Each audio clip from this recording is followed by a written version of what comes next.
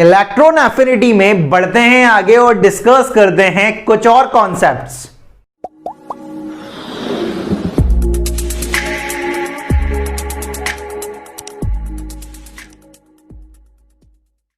हाँ तो भाई कैसे हैं आप लोग। This is chemistry Baba, welcome to chemistry Adda MP04 master stroke chemistry batch for NEET and IIT। ये अपन इलेक्ट्रॉन एफिनिटी की बात कर रहे थे। जो भी बेसिक कॉन्सेप्ट था रिलेटेड टू इलेक्ट्रॉन एफिनिटी वो अपन सीख चुके थे। आज अपन कुछ वैरायटी ऑफ क्वेश्चन यहां पर प्रैक्टिस करने वाले हैं। तो ये सेशन नीट और जेईई एस्पिरेंट्स के लिए बहुत इंपॉर्टेंट होने वाला है। अगर पूरा कॉन्सेप्ट समझना है, अच्छी वैरायटी के क्वेश्चन करने हैं तो वीडियो को एंड तक जरूर देखना है, तभी वो कॉन्सेप्ट पूरी तरीके से आपके दिमाग में फिट होंगे और लंबे समय तक चलेंगे। ठीक है, एक होती है यार कि अपन बनाते हैं ना एक शॉर्ट टर्म मेमोरी, एक होती है लॉन्ग टर्म मेमोरी। तो अपन को लॉन्ग टर्म मेमोरी बनानी है ना, तुम जानते हो ना, लॉन्ग टर्म अगर चलना है तो साथ देना पड़ेगा दोस्त। ठीक है, तो यहां पर हाँ मैं समझ रहा हूं तुम्हारी फीलिंग, तुम क्या कहना चाह रहे हो। ठीक है, क्या सोच रहे हो वो फीलिंग मुझे आती है, समझ आ रही है भाई। ठीक है, तो अपन केमिस्ट्री की बात करते हैं, उन फीलिंग को थोड़ा सा साइड में रखते हैं अभी। ठीक है, अब यहां पर इलेक्ट्रॉन एफिनिटी पर क्या क्वेश्चन बन सकता है, किस तरह के वैरायटी ऑफ क्वेश्चन फ्रेम होंगे, उनकी हम बात करते हैं। जैसे कि यार हमारे पास एक क्वेश्चन आ जाए कुछ इस तरह से कि क्वेश्चन में कुछ इस तरह से कहा जाए कि ये ऑर्डर बताओ। क्या बताओ भाई, ए का ऑर्डर क्या होगा, जिसमें आपको पहला दे दे भाई कि पहला है आपके पास बोरोन, कार्बन, नाइट्रोजन और oxygen. Boron, carbon, nitrogen and oxygen. आपसे कहे कि इनका ए का ऑर्डर क्या होगा। ठीक है, ये मतलब इलेक्ट्रॉन एफिनिटी, मतलब इलेक्ट्रॉन के प्रति लगा कि इलेक्ट्रॉन को गेन कर रहा है तो कितनी एनर्जी निकाल रहा है, उसके बेसिस पर अपन एफिनिटी नाप रहे हैं कि अगर कोई एलिमेंट, कोई एटम अगर इलेक्ट्रॉन गेन कर कर ज्यादा एनर्जी को रिलीज कर रहा है, मतलब उसके लिए इलेक्ट्रॉन की जो एफिनिटी है वो ज्यादा है। अब यहां पर अगर इलेक्ट्रॉन एफिनिटी की बात करें तो बोरोन है, बोरोन की इलेक्ट्रॉनिक कॉन्फ़िगरेशन क्या है 2p1, यहां इसकी क्या होगी कार्बन की 2p2, इसकी क्या है 2p3 और इसकी क्या है 2p4। अब यहां पर थोड़ा गौर से देखो यार, गौर से देखोगे तो पता चलेगा कि ये जो नाइट्रोजन है भाई उसकी p3 हाफ फिल्ड कॉन्फ़िगरेशन है। अगर हाफ फिल्ड कॉन्फ़िगरेशन है ये तो इलेक्ट्रॉन को लेने ही नहीं चाहता है, इसकी तो टेंडेंसी नहीं है कि ये इलेक्ट्रॉन को गेन करे, तुम जबरदस्ती इसको इलेक्ट्रॉन गेन कराने की कोशिश कर रहे हो। तो यहां पर इसकी इलेक्ट्रॉन एफिनिटी तो इन तीनों से पीछे होगी, एक बात तो कंफर्म है। तो यहां पर क्या होगा भाई कि नाइट्रोजन सबसे पीछे चला गया, नाइट्रोजन सबसे पीछे चला गया। अब बोरोन, कार्बन और ऑक्सीजन की अगर बात करें, बोरोन, कार्बन और ऑक्सीजन की अगर बात करें तो एक बात तो साफ है कि बोरोन, कार्बन और ऑक्सीजन में Z इफेक्टिव कंटिन्यूअसली बढ़ रहा है और Z इफेक्टिव बढ़ रहा है तो आपका जो ये है वो भी बढ़ेगा। नाइट्रोजन सबसे पीछे है, उसके आगे होगा आपका बोरोन, फिर उससे ज्यादा कार्बन और उससे ज्यादा क्या होगा ऑक्सीजन। तो ये ऑर्डर हो सकता है। ठीक है, दूसरा आपसे कुछ इस तरह से पूछ ले कि क्या पूछे भाई कि दूसरा आपसे पूछे कि यार मेरे पास लिथियम है, मेरे पास बेरिलियम है, मेरे पास बोरोन है, मेरे पास कार्बन है, इनमें अगर ऑर्डर बताओ कि ये का ऑर्डर क्या होगा। तो सबसे पहले ये का जब भी क्वेश्चन आए तब आप इलेक्ट्रॉनिक कॉन्फ़िगरेशन थोड़ा सा देखेंगे, क्योंकि इलेक्ट्रॉनिक कॉन्फ़िगरेशन से आपको थोड़ा सा अंदाजा लग जाता है कि किसकी ये ज्यादा होने वाली है और किसकी ये कम होने वाली है। यहां पर अगर बात करें तो लिथियम है मतलब 2s1 है, यहां पर 2s2 है, यहां पर 2p1 है और ये 2p2 है। ठीक है, अब यहां पर थोड़ा सा देखो कि यहां पर जो बेरिलियम है, बेरिलियम 2s2 में है मतलब स्टेबल है। अगर स्टेबल है तो ये तो इलेक्ट्रॉन को गेन करना नहीं चाहता, मतलब ये सबसे पीछे पहुंच जाएगा। और यहां पर देखो थोड़ा सा ये 2s1 है, ये 2s1 है, जैसे ये एक इलेक्ट्रॉन को एक्सेप्ट करेगा ये 2s2 में चला जाएगा, स्टेबल हो जाएगा, जिसकी वजह से जो लिथियम की पोजीशन होती है ना वो बोरोन के क्या हो जाती है, आगे हो जाती है। ये पीरियड में, और पीरियड में कंट्रोलिंग फैक्टर आपका Z इफेक्टिव होता है। ठीक है, तो यहां पर अगर बात करें तो बेरिलियम तो सबसे पीछे होगा, इसमें तो कोई दुराई की बात ही नहीं है भाई। ठीक है, बेरिलियम सबसे पीछे, फिर उसके आगे बोरोन होता है, फिर लिथियम आता है और फिर कार्बन आता है। बेरिलियम, लिथियम और कार्बन। लिथियम इसलिए आगे आ जाता है बोरोन से कि अगर आप Z इफेक्टिव के बेसिस पे अगर बात कर रहे हो तो Z इफेक्टिव तो बोरोन का ज्यादा है एज कंपेयर टू किस लिथियम।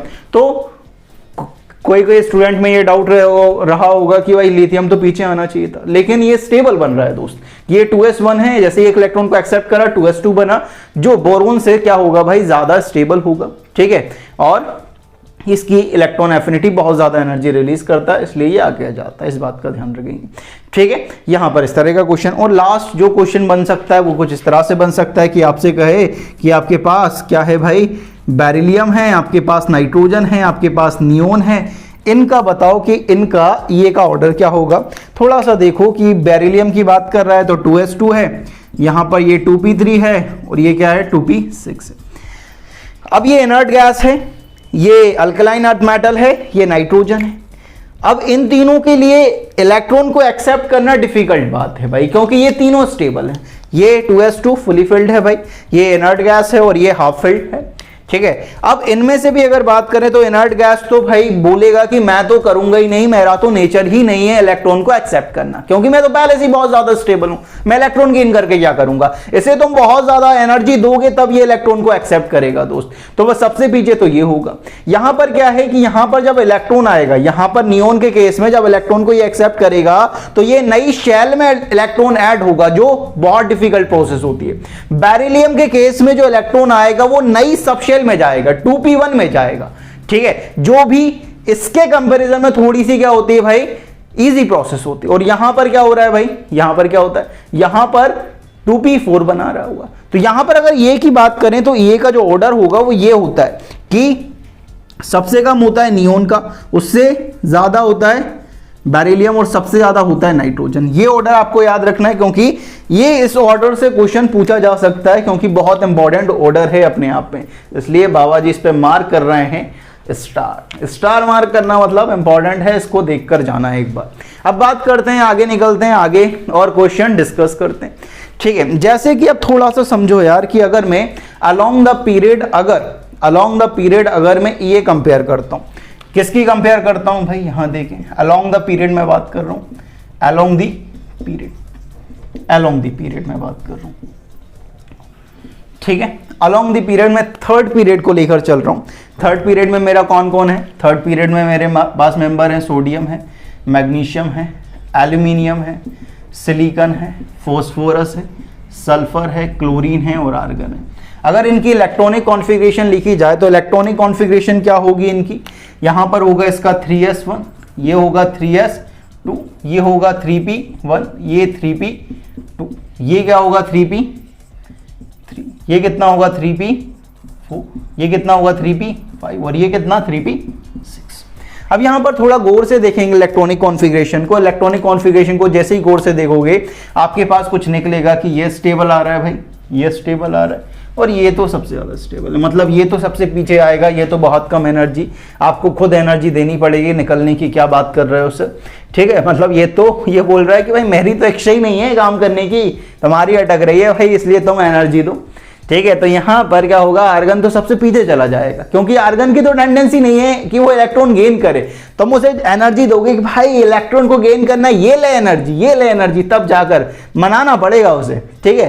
जैसे कोई दोस्त नहीं होते जिससे अपन को काम निकलवाना पड़े तो अपन उसकी तारीफ करते हैं कि भाई तेरा जैसा दोस्त कोई नहीं, ठीक है, मतलब तू अपना भाई है। उसी तरीके से आर्गन को अगर इलेक्ट्रॉन देना है तो उसे एनर्जी देनी पड़ेगी, क्योंकि उसकी तो टेंडेंसी नहीं है कि वो इलेक्ट्रॉन को एक्सेप्ट करे, ठीक है। वो तो स्टेबल है पहले से, वो क्यों इलेक्ट्रॉन को एक्सेप्ट करेगा, क्योंकि इलेक्ट्रॉन का एक्सचेंज होना इस बात को साबित कर रहा है कि उसमें स्टेबिलिटी की कमी है। कोई अगर इलेक्ट्रॉन को गेन या लूज कर रहा है, इसका मतलब यह है कि वो अनस्टेबल है, और इलेक्ट्रॉन को गेन कर एक्सचेंज कर वो स्टेबल होना चाह रहा है, लेकिन ये पहले से स्टेबल है दोस्त, ठीक है। तो आर्गन तो सबसे पीछे चला जाएगा। अब बात करते हैं कि मैग्नीशियम उसके आगे होगा। अब यहां पर अगर थोड़ी सी बात करें तो यहां पर ये 2p3 हो जाएगा, एक इलेक्ट्रॉन को गेन करेगा। तो यहां पर ये जो सल्फर है, ठीक है, सॉरी ये सिलिकॉन है, यहां पर जो फॉस्फोरस की पोजीशन है वो यहां पर आती है, और मैग्नीशियम की जो पोजीशन होगी वो क्या उठ कर आ जाएगी, ये जो सोडियम 3s1 है वो 3s2 बनाएगा, तो वो दोनों पोजीशन यहां पर आती। तो यहां पर जो ऑर्डर होगा वो कुछ इस तरह से होता है, किस तरह से कि आपका सबसे कम होगा भाई आर्गन, उससे ज्यादा होगा मैग्नीशियम का, फिर उससे ज्यादा एल्युमिनियम से ज्यादा सोडियम से ज्यादा फॉस्फोरस से ज्यादा सिलिकॉन, सिलिकॉन से ज्यादा सल्फर और सबसे ज्यादा किसका, क्लोरीन का। याद रखना है कि पीरियड में जो मैक्सिमम ईए होता है वो हैलोजन का ही होता है, क्योंकि हैलोजन जैसे ही एक इलेक्ट्रॉन को एक्सेप्ट करता है वो इनर्ट गैस कॉन्फ़िगरेशन पा लेता है, और इनर्ट गैस कॉन्फ़िगरेशन मतलब बहुत ज्यादा स्टेबल, और ये जब इलेक्ट्रॉन को एक्सेप्ट करता है ना बहुत ज्यादा एनर्जी निकलता है, मतलब देखने लायक सीन होता है भाई ये, ठीक है। जो क्लाइमैक्स आप देखते हो ना वही क्लाइमैक्स होता है यहाँ पर। तो अगर क्लोरीन को एक्सेप्ट कराओगे ना तो सबसे ज्यादा एनर्जी रिलीज करेगा, मतलब मैं बोलता हूं कि पूरे पीरियोडिक टेबल में, पूरे पीरियोडिक टेबल में, इस बात का गौर करना कि पूरे पीरियोडिक टेबल में सबसे ज्यादा एनर्जी ये रिलीज करेगा दोस्त।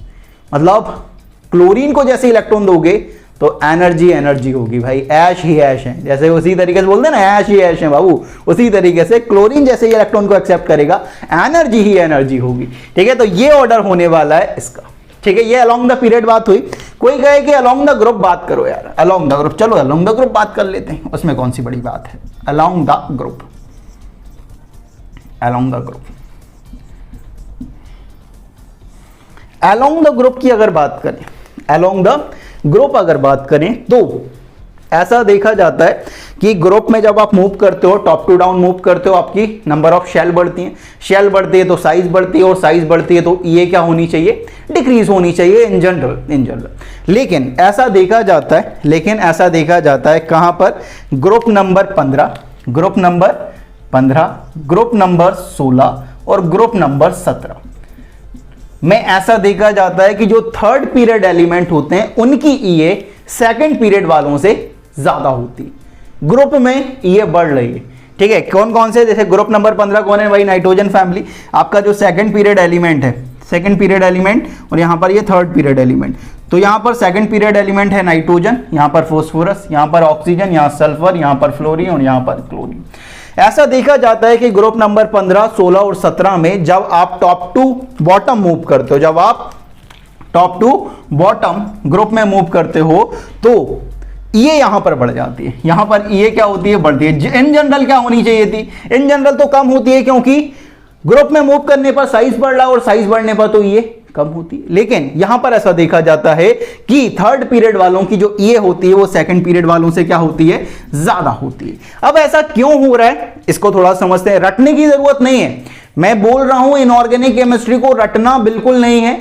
जिस दिन तुमने रटना स्टार्ट कर दोगे उस दिन तुम्हारा बिगड़ना स्टार्ट हो जाएगा इनऑर्गेनिक केमिस्ट्री। इनको चीजों को समझो कि ऐसा हो क्यों रहा है, ये एनर्जी कम क्यों रिलीज कर रहे हैं, ये सेकंड पीरियड वाले जो हैं वो एनर्जी कम क्यों रिलीज कर रहे हैं। थोड़ा सा समझना कि जो सेकंड पीरियड वाले एलिमेंट्स जो होते हैं उनका होता है छोटा साइज भाई।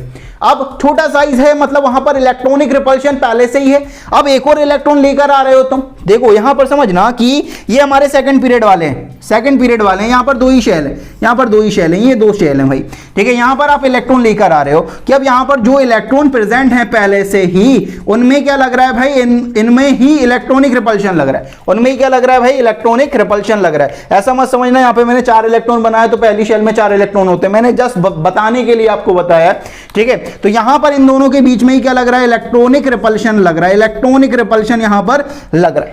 अब पहले से ही यहां पर इलेक्ट्रॉनिक रिपल्शन है, अब एक और इलेक्ट्रॉन को ला रहे हो तो यहां पर क्या हो रहा है, ये एग्जिस्टिंग इलेक्ट्रॉन जो एग्जिस्टिंग इलेक्ट्रॉन है और ये जो इनकमिंग इलेक्ट्रॉन है, ये जो इनकमिंग इलेक्ट्रॉन है, इन दोनों के बीच में क्या होता है भाई, रिपल्शन बहुत ज्यादा लगता है, रिपल्शन बहुत ज्यादा लगता है। अगर रिपल्शन ज्यादा है दोस्त, क्या ये आसानी से इलेक्ट्रॉन एक्सेप्ट करेगा कि नहीं करेगा यार, क्योंकि पहले से ही रिपल्शन बहुत ज्यादा है। यहां पर क्या हो रहा है, इंटर इलेक्ट्रॉनिक रिपल्शन लग रहा है, किस किस के बीच में, एग्जिस्टिंग इलेक्ट्रॉन और इनकमिंग इलेक्ट्रॉन दोनों के बीच में क्या हो रहा है भाई, रिपल्शन लग रहा है। और रिपल्शन लगने की वजह से जो एनर्जी रिलीज होनी चाहिए थी वो कम होती है और थर्ड पीरियड वालों में थोड़ी सी ज्यादा हो जाती है। तो थर्ड पीरियड वालों की जो ईए होती है वो सेकंड पीरियड वालों से क्या हो जाती है, ज्यादा हो जाती है। ये चक्कर है भाई, ठीक है। कोई अगर पूछे कि सेकंड पीरियड वालों की ईए क्यों कम हो गई भाई ग्रुप नंबर 15, 16, 17 में, तो आप फेंक कर जवाब देना इस बात का कि सेकंड पीरियड वालों की होती है भाई साइज छोटी, जिसकी वजह से उनमें क्या लगता है, इंटर इलेक्ट्रॉनिक रिपल्शन लगता है। किसके बीच में, एग्जिस्टिंग इलेक्ट्रॉन और इनकमिंग इलेक्ट्रॉन के बीच में। तो जो नेट एनर्जी रिलीज होती है वो कम होती है और थर्ड पीरियड वालों में वो एनर्जी ज्यादा हो जाती है, क्योंकि उनकी थोड़ी सी साइज क्या होती है, बड़ी होती है, जिसकी वजह से उनकी ईए क्या आ जाती है, ज्यादा आ जाती है, ठीक है। तो ये ग्रुप में ट्रेंड चलता है। इन जनरल अगर बात करोगे 14, 13 में, तो ऊपर से नीचे आपकी ये क्या हो रही होगी, क्या हो रही होगी, कम हो रही होगी, नॉर्मल सी बात। लेकिन 15, 16, 17 में ये थोड़ा सा ट्रेंड चेंज हो जाता है, ठीक है। अब हैलोजन का ऑर्डर क्या है, ठीक है, ये जो ऑक्सीजन फैमिली है उनमें ये का ऑर्डर क्या होता है, उन सब की बात करेंगे, लेकिन उससे पहले ले लो आप इसका स्क्रीनशॉट।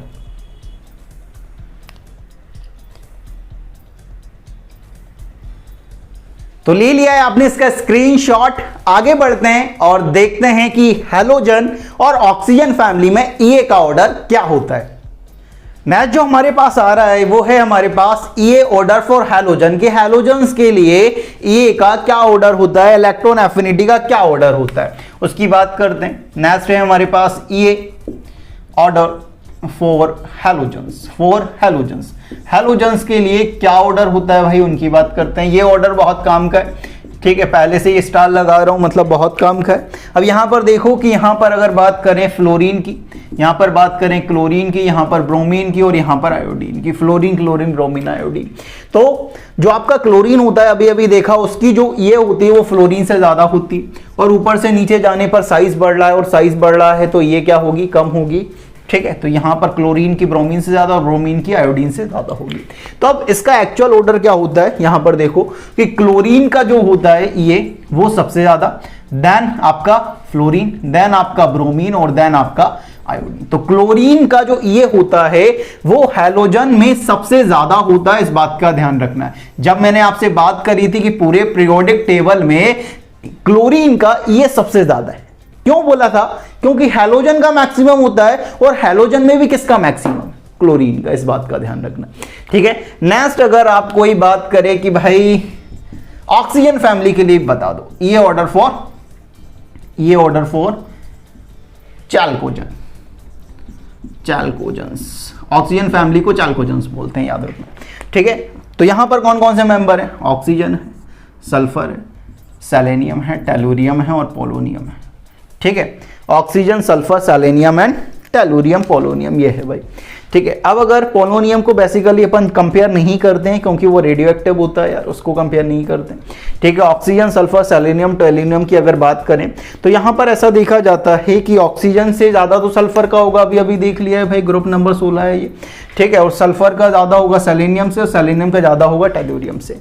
यहां पर जो ऑर्डर देखा जाता है उसमें ये एक बात पता चलती है कि जो ऑक्सीजन है ना, उसका जो ये होता है ना, वो इन सबसे कम होता है। मतलब सबसे ज्यादा किसका होगा, सल्फर का, फिर सेलेनियम का, फिर टेलुरियम का, फिर ऑक्सीजन का। ऑक्सीजन का सबसे कम होता है, ऑक्सीजन का सबसे कम होता है अपनी फैमिली में, ऑक्सीजन का ये सबसे कम होता है अपनी फैमिली में, याद रखना, ठीक है। तो ये हैलोजन्स और ये चैल्कोजेंस, इन दोनों का ऑर्डर आपको ध्यान रखने की कोशिश करनी है। अब बात करते हैं आगे, ठीक है। आगे क्या है भाई, आगे की अगर बात करें कि आपको कुछ ईए का ऑर्डर आपको बताना पड़े कि ईए का ऑर्डर क्या होगा, कौन कौन से दे दिया जाए, कि अगर आपसे कहा जाए कि आपके पास क्लोरीन है, आपके पास ऑक्सीजन है, आपके पास फ्लोरीन है, आपके पास सल्फर है, कि इनमें ईए का ऑर्डर क्या होगा ये बताओ। तो इनको निकालना बड़ा आसान है, किस तरह से, कि आपके पास कौन कौन है, आपके पास ऑक्सीजन है, यहाँ सल्फर है, यहाँ फ्लोरीन है, यहाँ क्लोरीन है, ठीक है। ऑक्सीजन से ज्यादा किसका होगा, फ्लोरीन का होगा, सल्फर से ज्यादा किसका होगा, क्लोरीन का होगा, ज्यादा इफेक्टिव ज्यादा है। तो एक बात तो साफ है, अगर ये दोनों ज्यादा हो रहे हैं तो ऑक्सीजन और सल्फर से फ्लोरीन और क्लोरीन का ज्यादा होगा। और यहां पर ऑक्सीजन सल्फर की बात करें तो सल्फर का ज्यादा होगा, फ्लोरीन क्लोरीन में बात करें तो क्लोरीन का ज्यादा होगा। तो यहां से जो ऑर्डर निकलेगा वो क्या निकलने वाला है कि आपका क्लोरीन का सबसे ज्यादा, देन फ्लोरीन, देन आपका सल्फर, देन आपका ऑक्सीजन। दूसरे ऑर्डर की अगर बात करें तो दूसरा ऑर्डर क्या है आपके पास, दूसरा ऑर्डर आपके पास निकलता है कि आपसे कहा जाए कि आपके पास नाइट्रोजन है, आपके पास ऑक्सीजन है, आपके पास फॉस्फोरस है, आपके पास सल्फर है, कि इनका ऑर्डर बताओ कि ए का ऑर्डर क्या होगा, कि यहां पर आपका नाइट्रोजन आता है, यहां पर आपका फॉस्फोरस आता है, यहां पर आपका ऑक्सीजन आता है, यहां पर सल्फर आता है। एक बात क्लियर है, नाइट्रोजन और फॉस्फोरस इनका P3 इलेक्ट्रॉनिक कॉन्फ़िगरेशन है, इनका P4 है। एक बात तो साफ है, इन दोनों का इससे ज्यादा होने वाला है क्योंकि इनकी टेंडेंसी नहीं है इलेक्ट्रॉन को एक्सेप्ट करने की। अब यहां पर अगर बात करें नाइट्रोजन और फॉस्फोरस में, नाइट्रोजन और फॉस्फोरस में बात करें तो आपका फॉस्फोरस का ज्यादा होगा नाइट्रोजन से, सल्फर का ज्यादा होगा ऑक्सीजन से। तो यहां पर जो ऑर्डर निकलेगा वो क्या निकलने वाला है, यहां पर जो ऑर्डर है वो निकलने वाला है कि सल्फर का सबसे ज्यादा है, देन आपका ऑक्सीजन, देन आपका फॉस्फोरस, देन आपका नाइट्रोजन। इस तरह का आपके पास एक ऑर्डर आने वाला है। ठीक है, इस तरह का एक और क्वेश्चन पूछा जाता है यार। क्वेश्चन क्या है, क्वेश्चन बड़ा इंटरेस्टिंग सा है। क्वेश्चन कहा जाए कि आपसे, आपके पास नाइट्रोजन है यार, आपके पास आयोडीन है, आपके पास ऑक्सीजन है और आपके पास सल्फर है। नाइट्रोजन है, आयोडीन है, ऑक्सीजन है, सल्फर है। ठीक है, अब यहां पर थोड़ा सा न्यूज बन रहा है। न्यूज जानते हो, I10, ठीक है, सॉरी I10 न्यूज आई है एक नई कार। ठीक है, उसका लुक बहुत अच्छा लगता है। ठीक है, लेकिन अपन को न्यूज से काम है। ठीक है, न्यूज के बारे में थोड़ा सा सीखते हैं कि न्यूज गाड़ी नहीं, ये वाला न्यूज। ठीक है, यहां पर देखो कि नाइट्रोजन है, यहाँ पर आपके पास ऑक्सीजन है, यहाँ सल्फर है, यहाँ फ्लोरीन है, यहाँ क्लोरीन है, यहाँ ब्रोमीन है, यहाँ आयोडीन है। ठीक है, एक बात साफ है कि ये P3 है, इसका तो सबसे पीछे होगा, ये कंफर्म बात है। और ये P4 है, इन दोनों में इसका ज़्यादा होगा। और इनमें अगर बात करें, इन चारों में आयोडीन का सबसे ज़्यादा होगा। तो यहाँ ऑर्डर निकलने वाला है आयोडीन का सबसे ज़्यादा, then sulphur, then oxygen, then आपका नाइट्रोजन। कि ऐसा ऑर्डर क्यों निकला है कि हैलोजन को मैक्सिमम क्यों मान लिया है? याद रखना है कि इन जनरल जो हैलोजन होते हैं उनका EA मैक्सिमम होता है यार, क्योंकि जब वो इलेक्ट्रॉन को गेन करते हैं तो बहुत ज़्यादा स्टेबिलिटी पाते हैं, और जब वो स्टेबिलिटी पाएंगे तो जो एनर्जी है वो तो ज़्यादा ही निकलेगी। तो यहाँ पर ये ऑर्डर निकलने वाला है कि आयोडीन सबसे ज़्यादा, then sulphur, then oxygen, then nitrogen. इस तरह का आपके पास एक ऑर्डर आता है। तो इस तरह के जो छोटे मोटे क्वेश्चन हैं, जो जिसे अपन कहते हैं चिंटू क्वेश्चंस, ठीक है, चिंटू क्वेश्चन इस तरह से पूछे जा सकते हैं, तो उनका ख्याल रखें। अब जो कॉन्सेप्चुअल क्वेश्चन यहां पर बनेंगे, यहां पर कॉन्सेप्चुअल क्वेश्चन बनते हैं यार, कि ऐसा नहीं है कि इनऑर्गेनिक केमिस्ट्री में कॉन्सेप्चुअल क्वेश्चन नहीं बनते, यहां पर बहुत अच्छे कॉन्सेप्चुअल क्वेश्चन बनते हैं। अब वो क्वेश्चन क्या है उनकी हम बात करेंगे, लेकिन जगह थोड़ी सी कम पड़ रही, इसलिए इसका स्क्रीनशॉट ले लो रफ्तार में।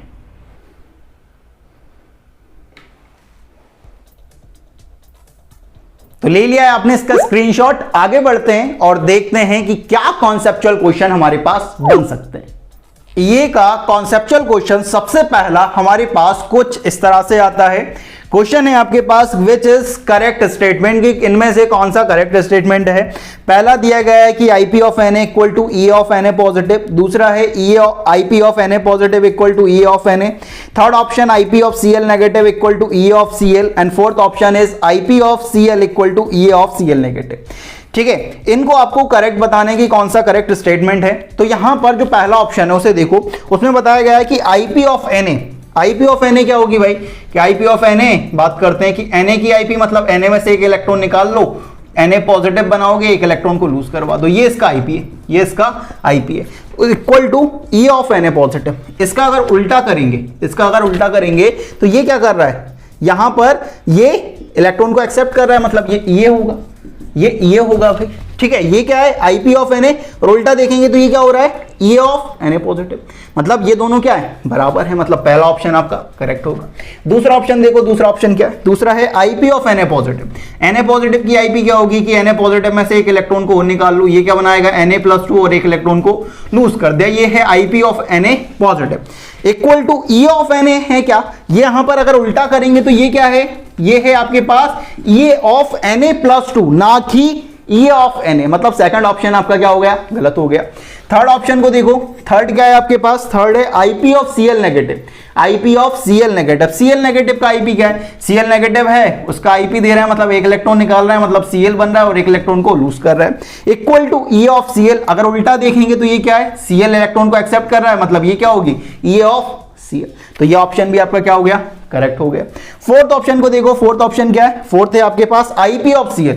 Cl की IP क्या है भाई, Cl IP देंगे, एक इलेक्ट्रॉन को लूज करेगी, मतलब Cl पॉजिटिव बनाएगी और एक इलेक्ट्रॉन को लूज कर देगी, equal to E of Cl negative, नहीं E of Ca positive, Cl positive का E हो जाएगा, ये उल्टा इसका। ठीक है, तो यहां पर जो आपका पहला ऑप्शन और जो थर्ड ऑप्शन है वो आपका करेक्ट होगा, इस बात का ध्यान रखेंगे।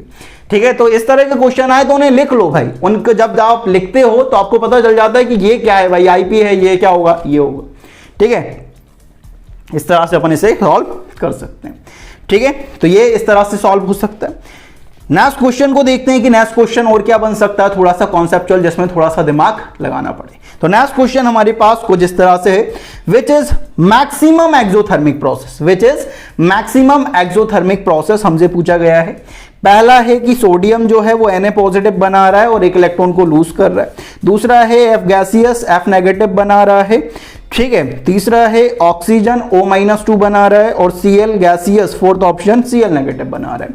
अगर आप पहले ऑप्शन को देखते हो इस वाले क्वेश्चन में, पहला ऑप्शन देखो कि Na जो है वो क्या कर रहा है भाई, Na जो है वो Na पॉजिटिव बना रहा है और एक इलेक्ट्रॉन को लूज कर रहा है। ये बेसिकली क्या है कि Na को आपने कुछ एनर्जी दी, उसने एक इलेक्ट्रॉन को लूज कर दिया, तो ये तो Ip है भाई, ये तो Ip1 है, एक इलेक्ट्रॉन को लूज कर रहा है मतलब Ip1 है ये। दूसरा ऑप्शन क्या है, अगर Ip1 है ये तो एंडोथर्मिक है, Ip1 अगर है तो ये क्या होगी आपकी एंडोथर्मिक होगी। एक बात श्योर है कि Ip तो आपको देनी पड़ती है, एक्सोथर्मिक की बात कर रहा है मतलब ये ऑप्शन तो हो नहीं हो सकता। दूसरा ऑप्शन देखो कि F गैसियस जो है वो क्या कर रहा है, F नेगेटिव बना रहा है, मतलब F नेगेटिव बना रहा है मतलब इलेक्ट्रॉन को गेन कर रहा है, और इलेक्ट्रॉन को गेन कर रहा है, एक इलेक्ट्रॉन को गेन कर रहा है, तो ये क्या होगी Ea1 होगी। अगर ये Ea1 होगी तो हैलोजन की Ea1 तो एक्सोथर्मिक होती है, ये बात श्योरिटी है। ठीक है, ये ऑप्शन थोड़ा सा हो सकता है, ठीक है, मैक्सिमम होगा या नहीं होगा ये पता नहीं, लेकिन ये ऑप्शन अपन कंसीडर करते हैं। पहला वाला ऑप्शन तो हटा ही दो क्योंकि वो तो एंडोथर्मिक है। ठीक है, तीसरा ऑप्शन को देखो, तीसरा ऑप्शन क्या है कि O गैसियस जो है वो O-2 गैसियस बना रहा है, O-2 गैसियस बना रहा है। O-2 गैसियस मतलब उसने दो इलेक्ट्रॉन को गेन करा है, मतलब Ea1 और Ea2 है, ये तो Ea1 प्लस Ea2, और Ea का जो सम होता है वो तो एंडोथर्मिक होता है, ये एंडोथर्मिक हो गया, मतलब ये थर्ड ऑप्शन भी हमारे काम का नहीं रहा, हमें तो एक्सोथर्मिक ढूंढना है। फोर्थ ऑप्शन को देखो, फोर्थ ऑप्शन क्या है, फोर्थ है कि Cl गैसियस जो है वो Cl नेगेटिव गैसियस बना रहा है, वो Cl नेगेटिव गैसियस बना रहा है। ये Cl जो क्या कर रहा होगा, एक इलेक्ट्रॉन को एक्सेप्ट कर रहा होगा, तब Cl नेगेटिव बना, मतलब ये Ea1 बना, ये भी एक्सोथर्मिक है, हैलोजन होगा। अब ये दोनों एक्सोथर्मिक हैं, ये पहला और तीसरा ऑप्शन एंडोथर्मिक है, मतलब ये जो हमारा ऑप्शन है इनमें से ही आंसर होने वाला है, पहला और तीसरे में से, सेकंड और जो फोर्थ ऑप्शन है वही हमारा करेक्ट हो सकता है। अब इनकी बात करें कि इनमें से करेक्ट कौन सा है, ठीक है, हो सकता है कि करेक्ट है कौन सा, कि अगर बात करें तो यहां पर ये भी एक्सोथर्मिक है और ये भी एक्सोथर्मिक है। अब इन दोनों में से ज्यादा एक्सोथर्मिक कौन सी होगी, कि ये तो Ea1 है और ये भी Ea1 है, और Ea1 किसकी ज्यादा होती है भाई, इसकी ज्यादा होती है क्लोरीन की, और क्लोरीन की ज्यादा होगी, तो ये मैक्सिमम क्या होने वाला है, एक्सोथर्मिक होने वाला है, इस बात का ध्यान रखिए। ठीक है, तो इस तरह का जब भी क्वेश्चन आए तो घबराना नहीं है, इस तरह से लिखेंगे और बड़ी आसानी से सॉल्व हो जाएगा। आपको पता होना चाहिए बेसिकली कि इस रिएक्शन में क्या हो रहा है, कि Ip है, Ea है, क्या है, बेसिकली ये आपको पता होना चाहिए। ठीक है, इस तरह का क्वेश्चन आएगा, बड़ी आसानी से आप सॉल्व कर सकते हो। नेक्स्ट और लास्ट क्वेश्चन आज की क्लास का देखते हैं कि वो क्या है। क्वेश्चन आपके पास है कि formation of which ion is difficult. आपके पास चार ऑप्शन है, पहला है आपके पास Li नेगेटिव, दूसरा Be नेगेटिव, तीसरा F नेगेटिव और फोर्थ Cl नेगेटिव। ठीक है, अब थर्ड और फोर्थ ऑप्शन को देखो कि F नेगेटिव मतलब inert gas configuration, Cl negative inert gas configuration, ये तो बहुत आसानी से बन जाएंगे क्योंकि इनकी टेंडेंसी है कि इलेक्ट्रॉन को गेन करें और बहुत ज्यादा स्टेबल बन जाएं। अब पहला और दूसरा ऑप्शन को देखो कि Li नेगेटिव किस तरह से बना होगा। Li नेगेटिव बना होगा कि Li है, उसने एक इलेक्ट्रॉन को एक्सेप्ट करा और Li नेगेटिव बना है, ये है आपके पास 2s1 और ये है 2s2, ये स्टेबल बन रहा है, ये आसानी से बन जाएगा। ठीक है, और सेकंड ऑप्शन है कि B एक इलेक्ट्रॉन एक्सेप्ट कर रहा है और Be नेगेटिव बना रहा है। ठीक है, तो यहां पर अगर बात करें थोड़ी सी, तो यहां पर अगर थोड़ा सा देखें तो यहां पर जो बेरिलियम है वो 2s2 में है, ये क्या हो गया 2s2 2p1, तो यहां पर ये स्टेबल था, यहां पर ये क्या था, स्टेबल था भाई, ये स्टेबल है भाई, और स्टेबल से ये कहां पर जा रहा है, अनस्टेबल की तरफ, और ये स्टेबल से अनस्टेबल पे जाएगा, तो ये तो डिफिकल्ट प्रोसेस है ना यार, ये तो होगा नहीं, इसकी तो टेंडेंसी नहीं है कि ये हो। तो आपका जो सेकंड ऑप्शन है वो आपका करेक्ट ऑप्शन हो जाएगा कि भाई ये डिफिकल्ट प्रोसेस है, इस आयन को बनाना थोड़ा सा डिफिकल्ट है, क्योंकि जो तीन आयन बचे हुए हैं F नेगेटिव और Cl नेगेटिव, तो ये तो खुद की मर्जी से बन जाएंगे। ठीक है, मतलब जब ये बनेंगे तो धमाके होंगे, धमाके का सिंपल सा मतलब है बहुत ज्यादा एनर्जी निकलने वाली है। ठीक है, और यहां पर ये भी थोड़ी बहुत तो धमाका ये भी करेगा क्योंकि ये भी स्टेबल बन रहा है यार। ठीक है, मुझे पता है हैलोजन के रेस्पेक्ट में कम धमाका होगा, लेकिन धमाका तो करेगा भाई, ये बात श्योर है। धमाके का सिंपल सा मतलब है एनर्जी निकालेगा, और ये बनेगा तो तुम्हें एनर्जी देनी पड़ेगी, ये थोड़ी धमाका करेगा, तुम्हें धमाका करना पड़ेगा इसके लिए। तो ठीक है, तुम्हें एनर्जी देनी पड़ेगी तब ये बनेगा, अपनी मर्जी से नहीं बनेगा क्योंकि उसकी टेंडेंसी नहीं है यार, स्टेबल से अनस्टेबल की तरफ जा रहा है। ठीक है, तो इस तरह के क्वेश्चन आएंगे तो आप बहुत आसानी से इनके साथ खेल सकते हो। ठीक है, खेलना ही है, ठीक है, क्वेश्चन के साथ खेलो, जितना खेल सकते हो खेलो भाई, क्योंकि जितना खेलोगे उतना सीखोगे। जब तक खेलोगे नहीं तो सीखोगे कैसे, ठीक है, और सीखोगे नहीं तो लड़ोगे कैसे। इसलिए खेलना है, खेलोगे तो सीखोगे और सीखोगे तो लड़ोगे, ठीक है। तो यही मोटिव है भाई आज की क्लास का कि खेलना है और दम से खेलना है, ठीक है। तो इस तरह के क्वेश्चन आएंगे, बड़ी आसानी से अपन उनसे सॉल्व कर सकते हैं। तो इस वीडियो में बाबा जी की तरफ से इतना ही, मिलता है नेक्स्ट वीडियो में नए कॉन्सेप्ट के साथ। लेकिन जाने से पहले पता है क्या करना है, लाइक शेयर और सब्सक्राइब करना ना भूलें भाई, ठीक है। थोड़ा सा सपोर्ट की जरूरत है बाबा जी को अभी, तो पूरा सपोर्ट करें। मिलते हैं नेक्स्ट वीडियो में।